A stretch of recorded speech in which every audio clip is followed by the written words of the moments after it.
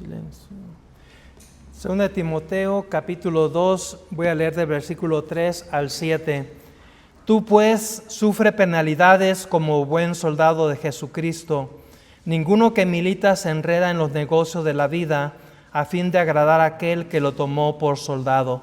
Y también el que lucha como atleta no es coronado, sino lucha legítimamente. El labrador, para participar de los frutos, debe trabajar primero. Considera lo que digo y el Señor te dé entendimiento en todo. Hasta ahí la lectura. Vamos a orar. Bendito Señor, en estos momentos nos ponemos en tus manos y que tu Santo Espíritu nos dirija a través de tu palabra a toda la verdad. Que nos dirija para que tu palabra sea aplicada a nuestro corazón de acuerdo a la necesidad que tú ves en la vida de cada uno de los que estamos aquí. Te ruego, Señor, que tú bendigas a cada uno de mis hermanos. Háblale, Señor, háblanos a todos a través de tu palabra. Nos ponemos en tus manos en el nombre de nuestro Señor Jesucristo. Amén.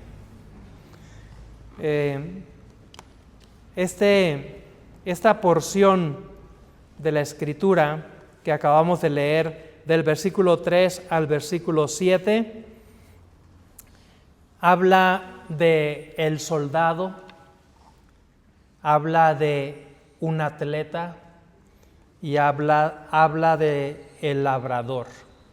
El soldado, el atleta, el labrador. ¿Sí? El propósito de escribirle Pablo a Timoteo esta carta es para que Timoteo se encuentre siempre sirviendo a Dios como un siervo aprobado por Dios. ¿Sí? Un siervo aprobado por Dios. Y recordemos que el apóstol Pablo está escribiendo sus últimas palabras, ¿sí?, antes de morir, a su amado hijo espiritual Timoteo. Son palabras llenas de urgencia. Imagínense al apóstol Pablo que sabe, presiente, que ya en cualquier momento va a morir, va a ir a la presencia de Dios. Imagínense el gran valor de las palabras que está dirigiendo específicamente a Timoteo, para que Timoteo, pues de alguna manera él tomara la estafeta de todo lo que había hecho Pablo y Timoteo le diera continuidad. ¿Sí? Es interesante que las últimas palabras, los últimos consejos que Pablo dio fue específicamente a Timoteo. No fue a una iglesia en específico, fue a una persona en específico, a un joven pastor en el cual Pablo debió haber visto mucho potencial, mucho futuro como siervo de Dios, al que está haciendo este encargo y le está dedicando todas esas palabras. Entonces son palabras llenas de urgencia, son palabras llenas de experiencia, de toda una vida dedicada al ministerio, como la vida del apóstol Pablo. Son palabras llenas de verdad espiritual, específicamente para Timoteo, directamente para Timoteo, pero pues indirectamente para todos, para usted y para mí también. Pablo sabe que servir a Dios no es fácil. Él había sufrido cárceles, persecuciones, traiciones, golpes, abandono, y aún así Pablo seguía firme. En este pasaje, como ya dije ahorita, Pablo va a estar usando 3 ilustraciones sencillas, ¿sí?, pero profundamente poderosas. Como ya dije, un soldado, algo muy cotidiano, un soldado, un atleta, un labrador. Y cada una de estas ilustraciones nos va a revelar cómo debe vivir un verdadero siervo de Dios. ¿Sí? Y enfatizo esto, hermanos, aunque estas palabras están dedicadas a Timoteo, un joven pastor, pues aplica directamente a los pastores, a los que de alguna manera nos dedicamos a predicar, pastorear la iglesia, pero también puede aplicar a cada miembro de la iglesia, porque Dios ha dado dones a cada miembro en particular, y a través de esos dones sabemos que debemos ser siervos de Dios, deben ser siervas de Dios. Así que ningún cristiano se escapa de lo que es servir a Dios. Todos y cada uno de nosotros, si somos verdaderamente hijos de Dios, Dios tiene preparado un ministerio a través del cual tú y yo debemos estar sirviendo. Y es nuestra responsabilidad averiguar delante de Dios qué es el ministerio, qué es la obra, qué es el trabajo en la obra de Dios que debo estar yo realizando, de acuerdo a los dones, capacidades, talentos que Él me ha dado, que Él nos ha dado a cada uno de nosotros. Entonces, el soldado, ¿qué nos enseña la ilustración del soldado? Podríamos decir que nos enseña compromiso. ¿Sí? Compromiso. El atleta, ¿qué nos puede enseñar? El deportista, el atleta. A ver, hermano Raúl. Disciplina. Exactamente, es la palabra que andaba buscando. Disciplina. Sí, claro, victoria, pues victoria, pero también derrota. ¿Sí? Pero más que nada disciplina, el atleta, el deportista, disciplina. El labrador, ¿qué nos enseña? Paciencia. ¿Alguien más dijo otra cosa? Paciencia, perseverancia.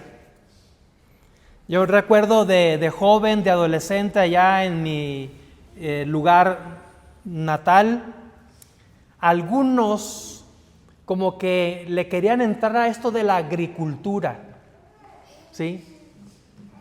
Como que se les hacía algo fácil, algo que les podía tal vez dar a ganar buen dinero.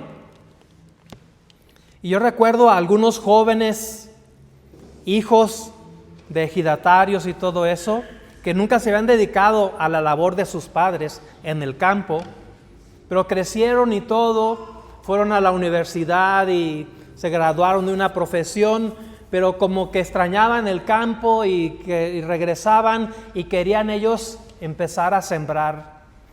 Algunos se aventuraron a rentar por ahí alguna tierra, alguna parcela y hacer todas las labores de sembrar y todo lo demás. Pero obviamente al entrarle a esa labor de la agricultura, muchos tiraron la toalla. No, esto no es para mí. No, ya sembré y todo y ya ahí está enterrado en la parcela miles de pesos. ¿Y hasta cuándo voy a recuperar esa inversión? Pues de aquí a 3, 4 meses, quién sabe. Sí, depende el cultivo. Dice, no vuelvo a tirar mi dinero. Pero el que realmente es un labrador, el que realmente es un agricultor, tiene éxito en esa labor porque es paciente, perseverante. Y mire que muchas veces las lluvias echaban a perder la cosecha, porque ya estaban a punto de cosechar y de repente se vino una lluvia, un chubasco, un ciclón, un huracán, y pues ya el grano pues se echó a perder, ya se pudrió por el agua y todo. Pero esos agricultores yo no los veía diciendo, no, ya mejor me voy a dedicar a otra cosa. Sí, se me echó a perder la cosecha, perdí todo, ya no me dedico a eso, mejor busco otro oficio. No, ellos consideraban que su único oficio para el cual habían nacido era la tierra, ¿sí? Y no una, ni dos, ni tres veces me tocó ver cómo las inundaciones, las lluvias echaban a perder las cosechas, pero aquellos agricultores para el siguiente año ya estaban listos otra vez para empezar con todo el proceso de sembrar y con la esperanza de que pudieran cosechar y recuperar la inversión y obtener ganancia, ¿sí? Entonces, vamos a ver cómo Dios nos puede hablar, cómo Dios nos quiere hablar a través de esas tres ilustraciones que utiliza Pablo para enfatizar que Dios nos quiere encontrar como siervos, siervas de Dios aprobados. ¿Sí? Aprobados. Así como el soldado se le tiene que encontrar aprobado, un soldado aprobado, un atleta aprobado, un labrador aprobado. Vamos a ver el número 1, el soldado. Un siervo dispuesto a sufrir. El soldado, un ejemplo de un siervo de Dios dispuesto a sufrir. Porque dice aquí Pablo, tú pues sufre penalidades como buen soldado de Jesucristo. Sufre penalidades como buen soldado de Jesucristo. La primera imagen que Pablo presenta aquí es la de este soldado, y lo primero que menciona no es victoria, sino sufrimiento. ¿Sí? Sufrimiento. La frase sufre penalidades proviene de una palabra griega que significa soportar sufrimientos, participar en aflicciones, sufrir juntamente. ¿Sí? Sufrir juntamente, sufrir en conjunto. Pablo está diciendo, en otras palabras, Timoteo, si vas a servir a Cristo, debes aprender a soportar dificultades. Si vas a servir a Dios, si vas a predicar la palabra de Dios, si vas a ser un pastor de una iglesia, si vas a llevar el evangelio a otras personas, si le vas a hablar de Cristo a otras personas, tienes que estar dispuesto, tienes que aprender a soportar dificultades. Porque, hermano, cuando uno se dispone a hacer la obra de Dios, va a haber dificultades, ¿sí? Va a haber dificultades porque uno está entrando en un terreno espiritual. Está entrando literalmente a una batalla, a una guerra, donde el enemigo es Satanás y todos sus demonios que entran en combate contra aquellos que quieren hacer la obra de Dios. Por eso siempre se ha considerado que el dedicarse a servir a Dios es una de las cosas más difíciles que hay en esta vida. ¿Por qué? Porque es una guerra espiritual. Y para esa guerra espiritual, Pablo utiliza la figura del soldado, ¿sí? Del soldado. Hoy muchos quieren un cristianismo cómodo, ¿sí? Un cristianismo cómodo, sin sacrificio, sin compromiso, sin lucha, sin oposición, pero el Evangelio nunca prometió comodidad, ¿sí? Dice, no pierdan ahí 2 de Timoteo 2, acompáñame a Juan 16, versículo 33. Juan 16, versículo 33, dice: estas cosas os he hablado para que en mí tengáis paz. En el mundo tendréis aflicción, pero confiad, yo he vencido al mundo. Dice: en el mundo tendréis aflicción, pero confiad, yo he vencido al mundo. Un verdadero soldado no abandona el campo de batalla porque las cosas se ponen difíciles. Y ahorita decía, hoy en día muchos cristianos quieren vivir un cristianismo cómodo. Y cuando de repente en la iglesia, en la vida cristiana, se ponen las cosas difíciles, lo normal, lo común que muchos cristianos hacen es irse, abandonar la iglesia, alejarse de Dios, porque las cosas se pusieron difíciles. Mientras las cosas estén fáciles, mientras las cosas estén cómodas, muchos cristianos quieren permanecer así. Pero cuando surgen dificultades, en lugar de buscar más a Dios y entregarse más, se hacen todo lo contrario. Se alejan más de Dios, se alejan más de la iglesia, cuando realmente se necesita buscar más a Dios. Como buen soldado de Jesucristo, dice aquí Pablo, la palabra soldado da la idea en el griego de un guerrero entrenado. Soldado, un guerrero entrenado, alguien comprometido completamente, alguien dispuesto a obedecer órdenes. Sí, las órdenes, ¿de quién vienen? ¿De quién debemos obedecer órdenes?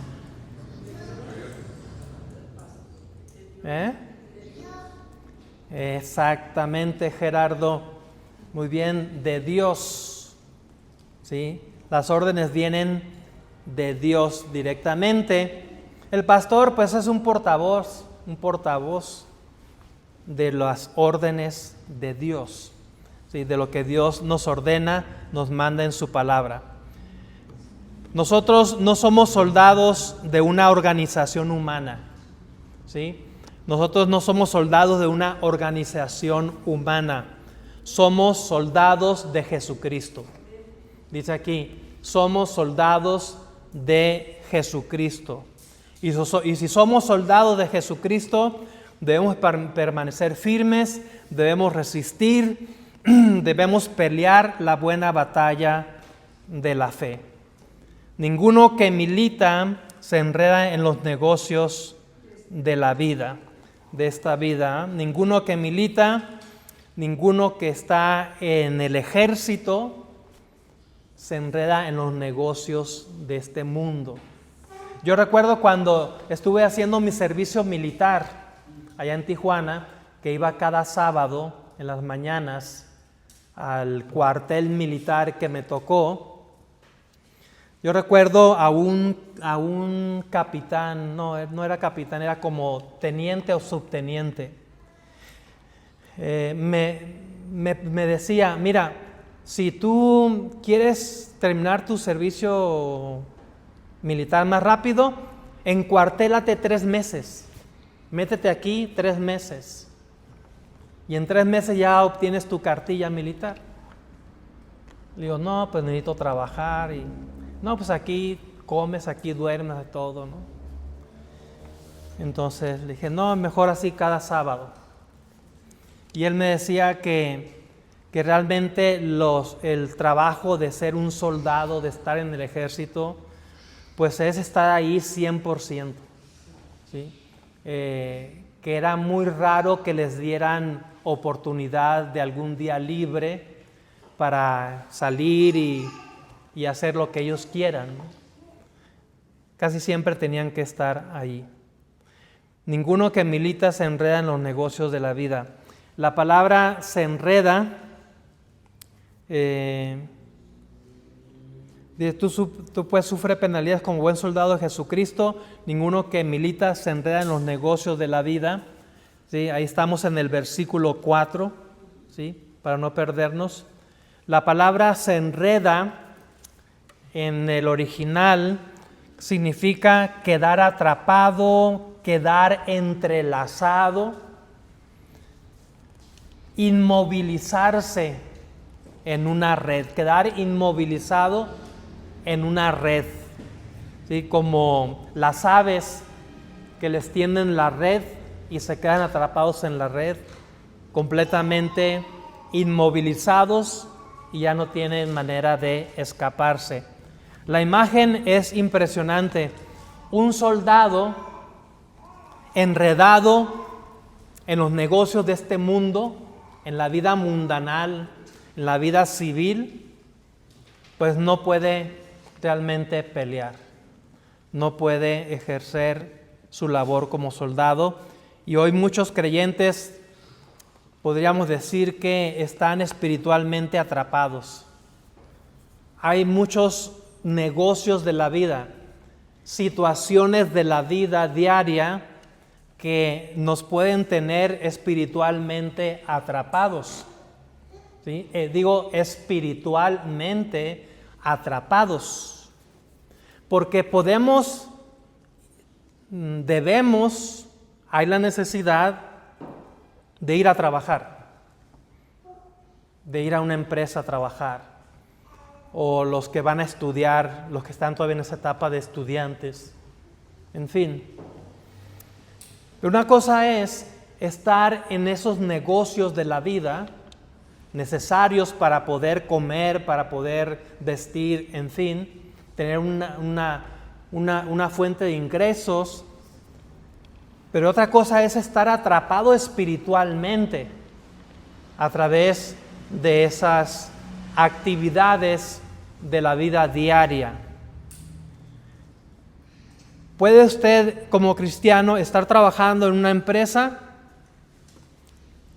y ser usado por Dios en esa empresa con sus compañeros de trabajo para ganar gente para Cristo, para invitarles a la iglesia, o esa empresa, ese trabajo lo puede a usted atrapar espiritualmente, provocando que ese trabajo le aleje de Dios, provocando que ese trabajo le impida venir a la iglesia, provocando que ese trabajo realmente no le permita ocuparse en el servicio que Dios le ha encomendado hacer. Puede ser atrapados en el materialismo, atrapados en preocupaciones, en afanes de esta vida, atrapados en diversiones, entretenimientos, atrapados en pecado, atrapados en prioridades equivocadas, ¿sí? Prioridades equivocadas. Y eso de prioridades equivocadas, pues es muy, pero muy común. Y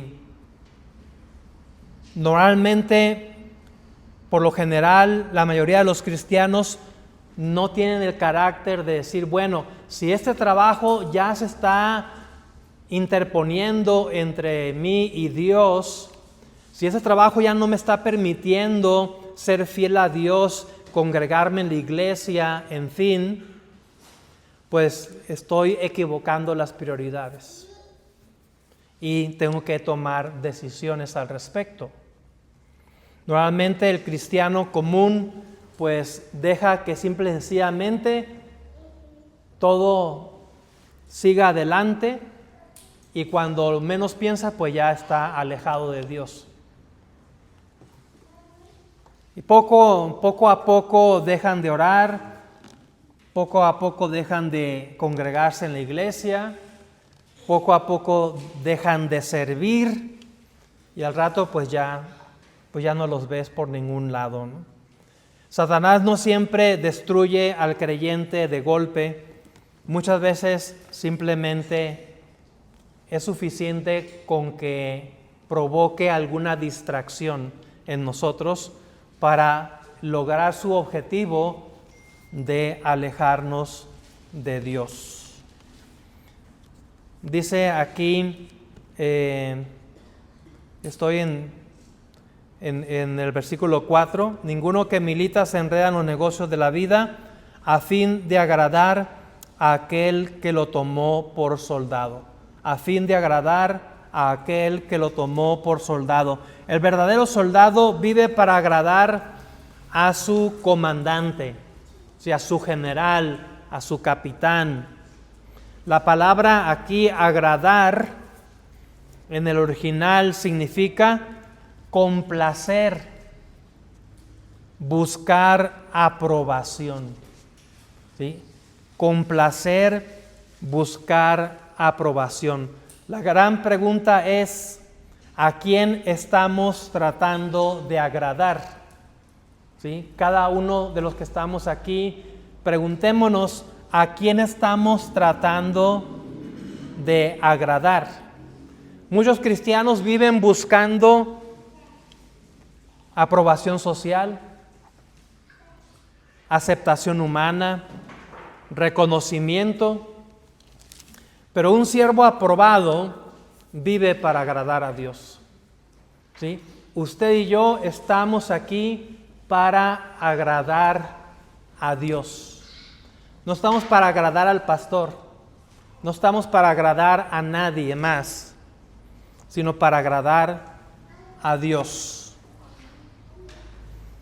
Yo recuerdo un compañero del instituto que una vez me dijo, porque hice algo que no le agradó, pero yo estaba seguro que era la voluntad de Dios y que estaba yo obedeciendo la palabra de Dios, y me dijo, has caído de mi gracia.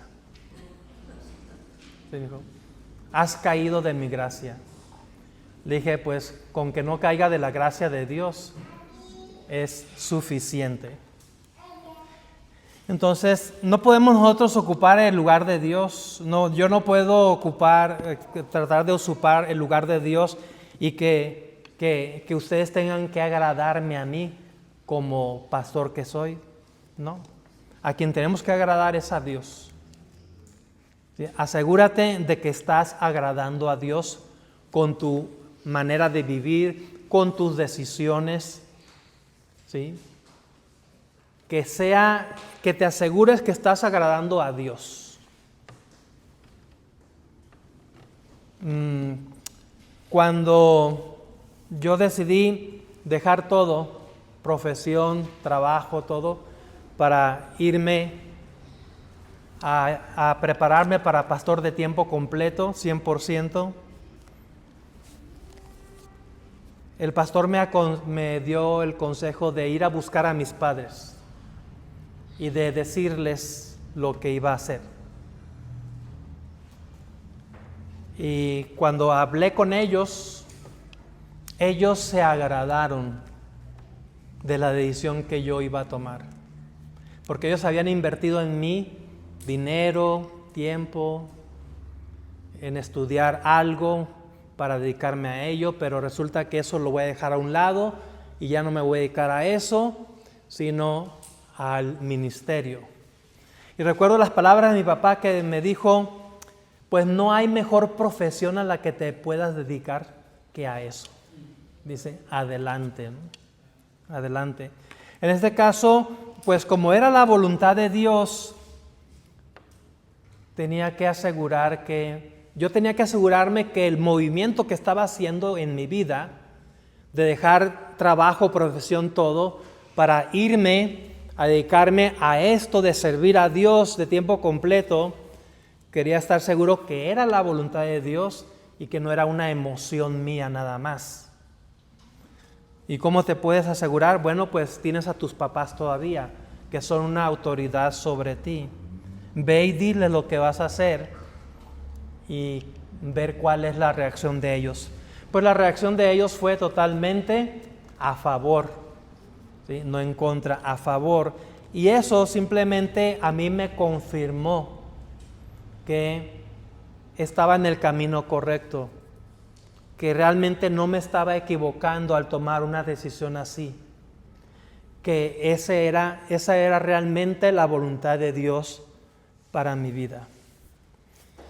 Muchos viven buscando agradar. Muchas veces, mira, lo voy a decir de esta manera. A veces estamos tan interesados en agradar a los hombres que ponemos como prioridad primero agradar a los hombres que en lugar de agradar a Dios. Ahí viene la palabra que dijo Pedro: es menester obedecer a Dios antes que a los hombres. ¿Sí? Y cuando algo es la voluntad de Dios, pues las autoridades que también Dios ha puesto van a estar en concordancia. Como que todo va a concordar, todo va a caer en su lugar. De tal manera que no tenemos que forzar nada. Simple y sencillamente dejamos que Dios sea el que dirija los corazones y todo esto, porque queremos pues agradar a Dios y estar seguros que esa es la voluntad de Dios. Para un siervo aprobado vive para agradar a Dios. Veamos Gálatas capítulo 1, versículo 10. Gálatas capítulo 1,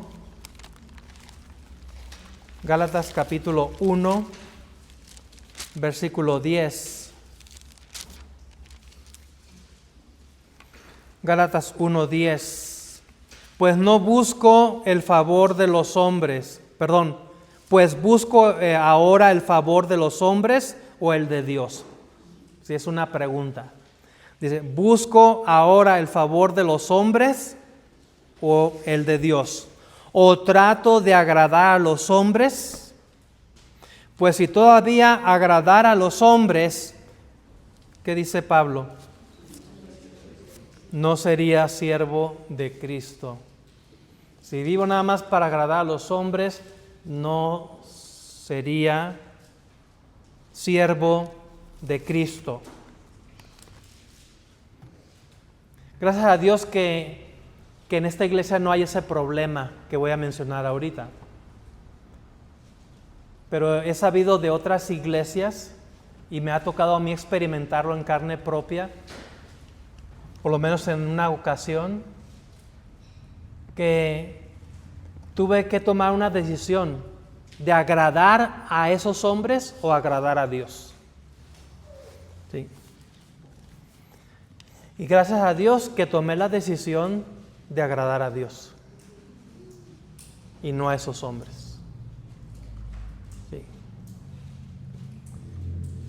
Porque si yo hubiera decidido agradar a esos hombres para evitarme problemas y discusiones y llevarla suave, y ya, pues no sería siervo de Cristo. Como dijo Pablo aquí, no sería siervo de Cristo. Y esto no es algo ajeno, pero Timoteo lo estaba viviendo en la iglesia de Éfeso, con la división que había ahí de los falsos maestros. Y Timoteo, como pastor de la iglesia de Éfeso, él tuvo que tomar decisiones. ¿Qué hago? ¿Agrado a los hermanos, a estos falsos maestros que están aquí introducidos, que quieren que nada más predique lo que ellos quieren que predique?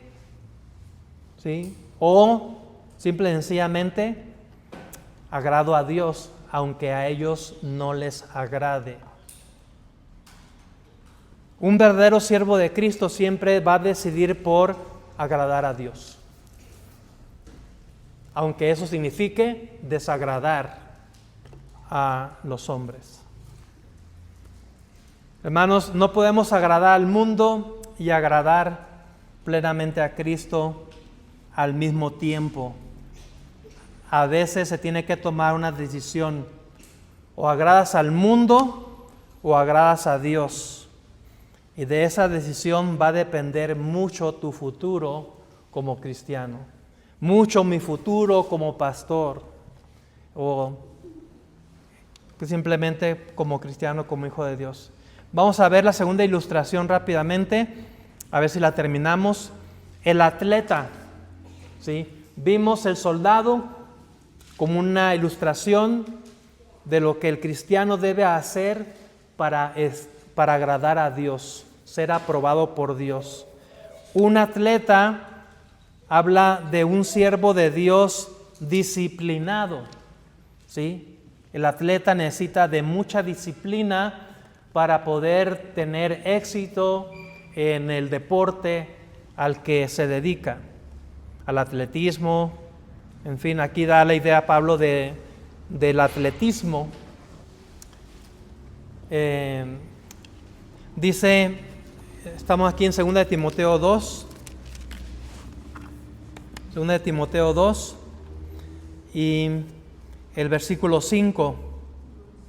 Y también el que lucha como atleta no es coronado, sino lucha legítimamente. ¿Sí? Habla Pablo del atleta. La palabra atleta en el griego es la palabra atleo, que es muy parecida al español. Atleo, para atleta. Atleo en el griego. Y significa, lo que ya muchos sabemos, competir, esforzarse, luchar intensamente. La vida cristiana, hermanos, no es pasiva. La vida cristiana nunca va a ser pasiva. Requiere disciplina, requiere esfuerzo espiritual, requiere dominio propio, requiere mucha perseverancia. El atleta tiene una meta. Un atleta no corre sin propósito. No corre nada más a ver qué rumbo agarra y ya. Hay una meta por delante a la cual él quiere llegar. Entrena muy disciplinadamente en todos los aspectos de su cuerpo, de su alimentación, de su condición física, porque siempre compite para alcanzar el premio. ¿Sí? Siempre compite para alcanzar ese trofeo, esa medalla, ese premio. Dice 1 Corintios 9:24. En 1 Corintios 9:24. ¿No sabéis que los que corren en el estadio, todos a la verdad corren, pero uno solo se lleva el premio? Correr de tal manera que lo obtengáis. Una maratón. Aquí Pablo está hablando de un atleta que corre una maratón, es la idea. Ese tipo de prueba larguísima, no sé cuántos kilómetros son, como 40. 42. Ajá. Y yo me acuerdo un conocido mío, árbitro, me dijo, no, es que voy a ir a la maratón de no sé dónde y a la maratón de acá y de allá. Y yo pensaba dentro de mí, pero ¿para qué va a ir a correr a la maratón si no lo va a ganar? ¿Sí? Y él sabía muy bien que pues no iba a quedar en primer lugar. ¿Sí? Por ahí un político muy conocido aquí en nuestro país fue a un maratón, no sé si en Estados Unidos o qué parte, y pues se fue por un atajo por ahí y llegó en primer lugar. ¿Sí? Pero pues hizo trampa. No voy a decir el nombre del político porque pero sí, todos aplaudiéndole y todo eso, no, pues hizo trampa. Llegó en primer lugar, imagínense. Aquí habla algo de esto, acerca de luchar legítimamente. Y también el que lucha como atleta no es coronado, sino lucha legítimamente. Obviamente a este que hizo trampa, pues no lo coronaron porque no luchó legítimamente, porque no respetó la ruta, agarró un atajo y ya luego llegó a la meta, ¿no? ya gané. Pues obviamente él sabía que lo iban a descubrir. No esperaba él hacer esa trampa y lograr engañar a todo mundo y que lo coronaran, ¿no?, como el campeón. Obviamente él sabía que eso no le iba a resultar en ganador, ni nada de esas cosas. Entonces, un atleta, cuando a lo mejor el atleta sabe que no va a ganar el premio. Tal vez son muchos corredores, tal vez tú eres un corredor amateur y pues no te puedes comparar con los profesionales que corren maratones por todo el mundo. Y sabes tú que a lo mejor vas a ser el último en llegar a la meta. Pero si vas a correr esa maratón, la tienes que correr como si tú fueras a llegar primero, como si tú fueras a alcanzar el premio. Porque si corres, dices, no, pues ahí nada más le voy a ir echando media ganas, porque de todas maneras no voy a poder ganar el premio. ¿Para qué me esfuerzo? ¿Para qué le echo ganas? ¿Para qué le corro fuerte? No, pues ahí me la llevo caminando, trotando. De todas maneras yo no voy a llegar en el primer lugar. Esa no es la idea que dice Pablo aquí. La idea es que hay que correrlo con la idea de que tú vas a obtener el premio. Porque si no tienes la idea de que tú vas a obtener el premio, ¿qué va a pasar con tu correr? Como ya dije ahorita, vas a ir flojeando, caminando, te tomas un refresco, una hamburguesa por ahí en el camino. Pues ¿para qué me esfuerzo si obviamente muchos me van a ganar? Van a llegar primero que yo. Pues esa no es la idea de la carrera de la vida cristiana. Dice, correr de tal manera que lo obtengáis. Sí, muchos creyentes viven sin dirección espiritual, pero Dios quiere creyentes enfocados en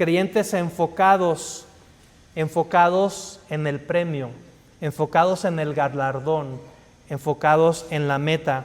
Ningún atleta triunfa sin sacrificio. Debe entrenar, abstenerse, debe cuidarse, debe perseverar.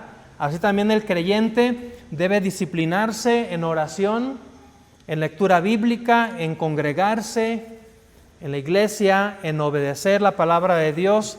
El crecimiento espiritual no ocurre accidentalmente. Aquí cuando dice no es coronado sino lucha legítimamente, ahí la palabra legítimamente en el griego es, se la voy a decir porque tiene que ver con el Antiguo Testamento. La palabra en griego es nomus, y nomus significa ley, refiriéndose a la ley de Dios. ¿Sí? Legítimamente habla de ley, es decir, respetar las leyes. El atleta, el deportista, tiene que respetar las reglas que rigen su deporte, su disciplina.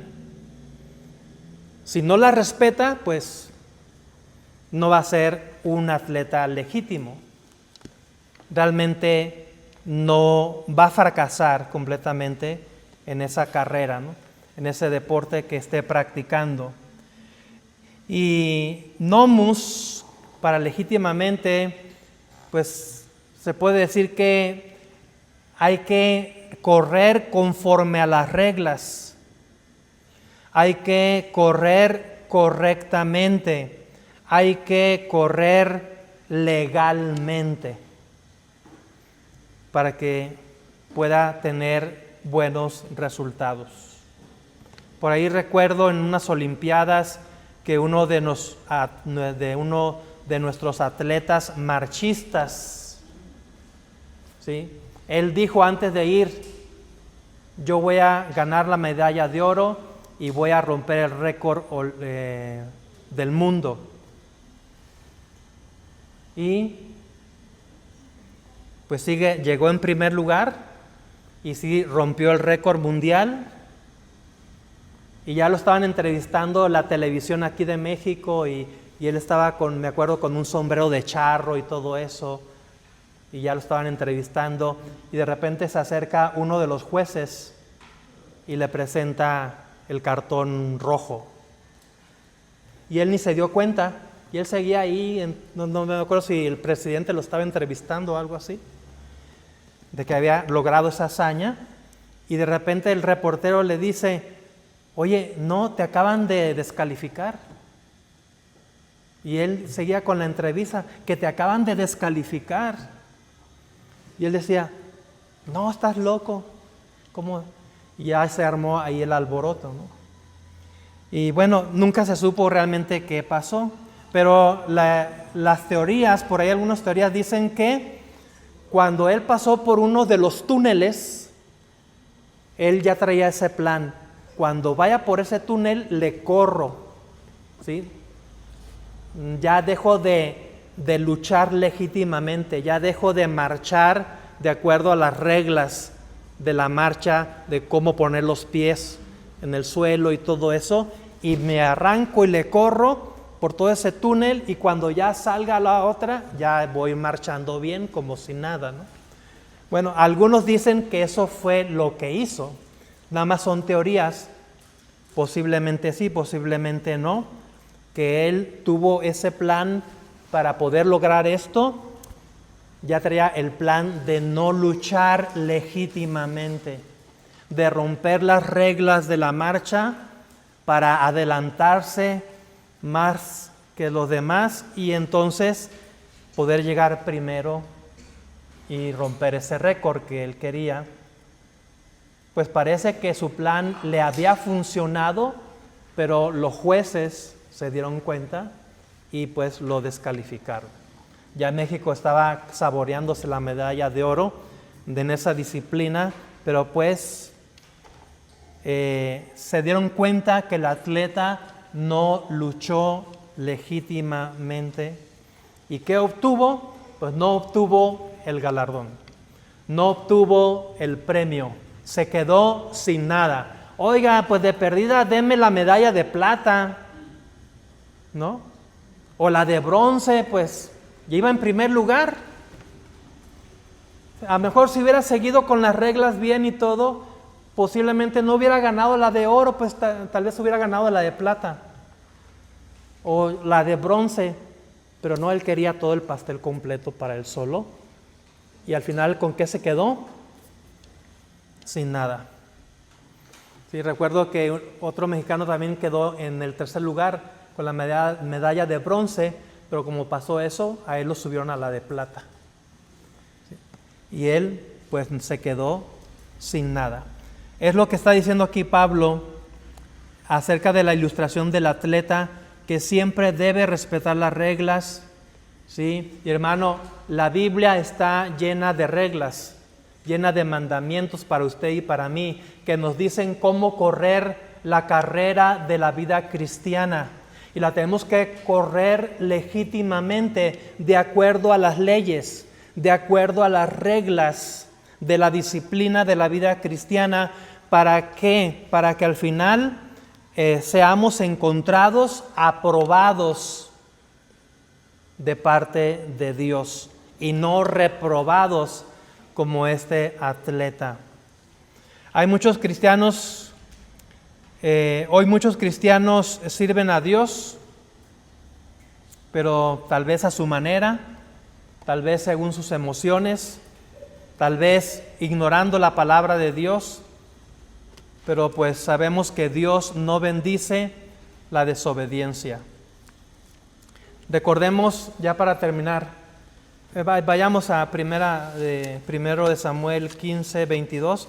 Termino con ese versículo y continuamos con este tema el próximo miércoles. Primero de Samuel 15, 22. Primero de Samuel 15, 22.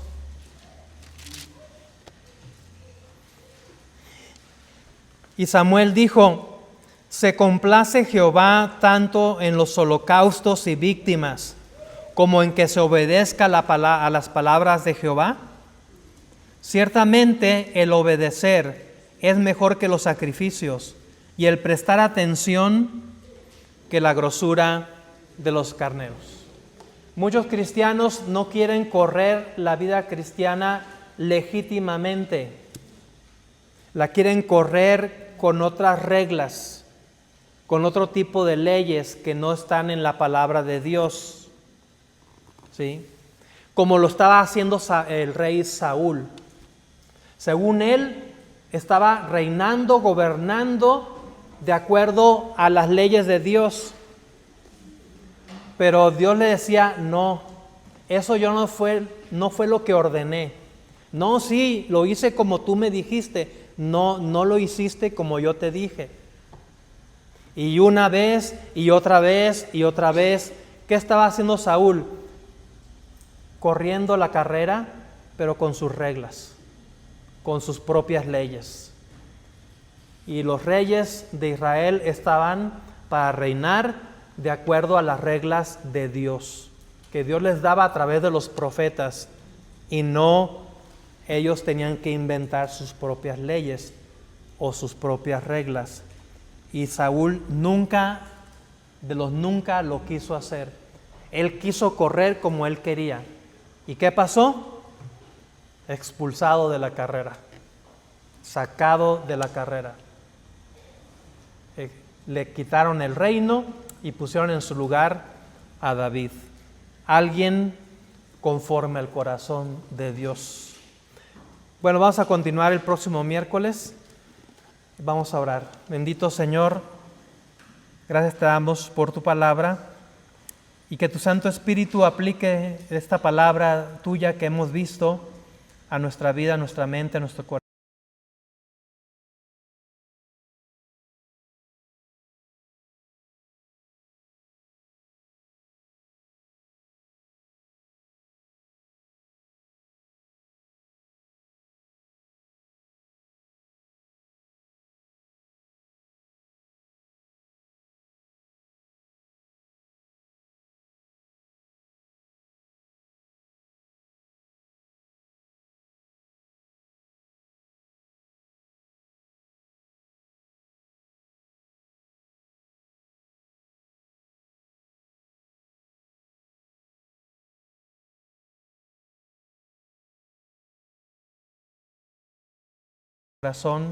Y que nos ayude en nuestro diario vivir. Te lo rogamos en nombre del Señor Jesucristo. Amén.